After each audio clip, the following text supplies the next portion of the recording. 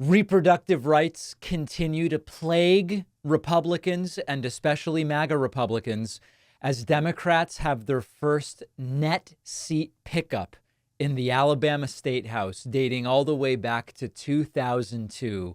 And although the reproductive rights suppression is a disaster, seeing it have consequences where Republicans continue to lose everything since the overturning of Roe v. Wade and now since Alabama's IVF law was passed is a good thing. That's right. It's good for political actions to have consequences, and that is exactly what we are seeing in Alabama. Take a look at this. 62-38. State Rep-elect Marilyn Lands won the special election for House District 10 2 days ago, making her the first net gain Democratic pickup in the Alabama legislature since 2002. 22 years. 22 years. What happened?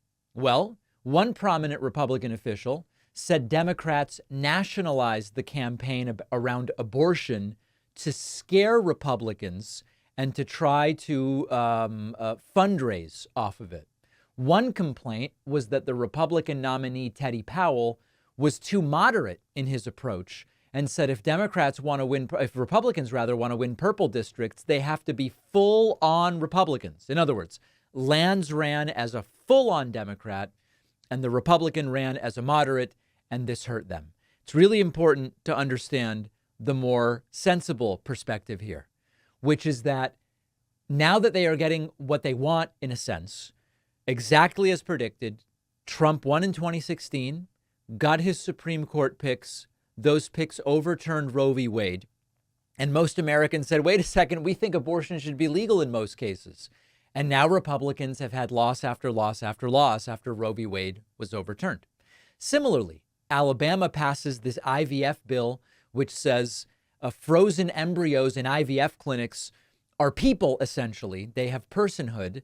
And all of a sudden, sane and logical people all over the state are saying, hey, you know what? I may be religious, but all of a sudden now you're going to put IVF clinics in a position where they say, we don't even want to be in this business at all because of the risk of legal problems, criminal problems. Who the hell knows? That's not good. That's the government getting involved where it shouldn't get involved.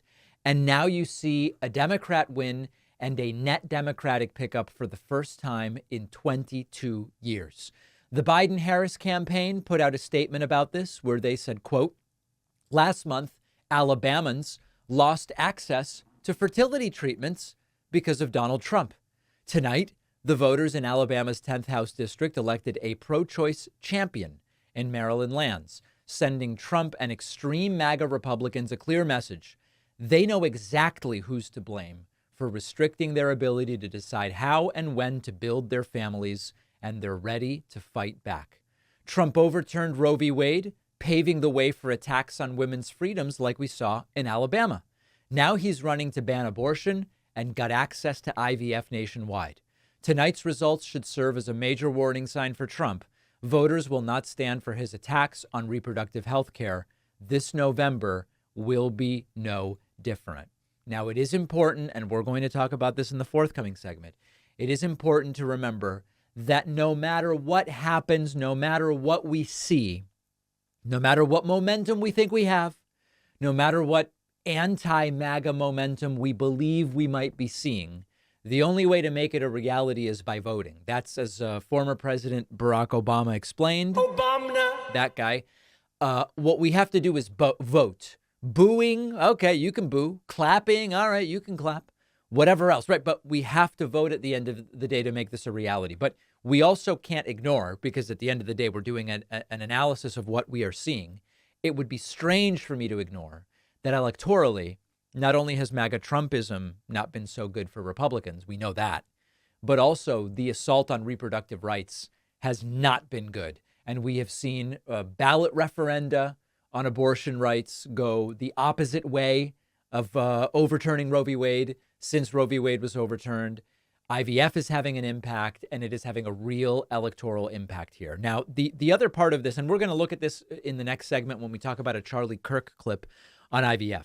The other aspect of this that's important to understand is that even Republicans have moderated on these issues of reproductive rights.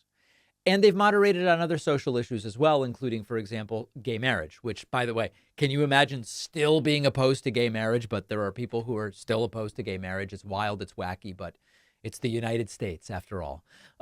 We have seen abortion be as much on the side of it should be legal in most situations more than ever, just on the cusp of it being overturned. And the reason why Republicans kept pushing is they were able to raise money on it. There were moneyed interests that were interested in donating and focusing around ban abortion, even if the public perspective on it has shifted more and more to the left. It's happened on IVF, 80-90% support for IVF services. It's shifted on gay marriage, as I've said. It's shifted on economic and other issues as well. But the difference is the social issues remained for a while, and whether they still do is an open question, really good fundraising tools for the right, even as public opinion shifted against them. So we are seeing we're seeing the proof in the pudding, in the banana pudding. We are seeing it. This is not going well for Republicans. And, you want to talk about a bloodbath. We could see an electoral bloodbath. See how it's obvious I'm not talking about violence? We could see an electoral bloodbath in November, the likes of which maybe we've never seen, if we all get out and vote, if turnout is up, if we do the right thing. So now let's talk about the latest example of the Republican panic over IVF. The weather is starting to warm up, which I love, but the downside of the warmer weather, as many of the guys know, is the sweating and the sticking that comes with traditional underwear. It's not pleasant. But our sponsor Sheath designs ergonomic underwear. They've solved the problem. Instead of letting everything mash together and chafe, Sheath underwear has separate compartments in the front, keeping everything separate. You stay dry and comfortable all day. Once you finally feel the air being able to flow in between everything and the unique comfort that it provides, you'll know why everybody loves Sheath. So many people were skeptical about Sheath at the beginning, myself included, only to find it is something you never knew you needed. They have a ton of different colors and styles, something for everyone. For the ladies in the audience, or if you're shopping for a wife or girlfriend, check out the line of women's underwear, which also provides superior comfort. Once and for all, put an end to the sticking and the readjusting. Experience underwear comfort like you've never felt before. Give Sheath a try. Go to sheathunderwear.com/Pacman and get 20% off with the code Pacman. The link is down below.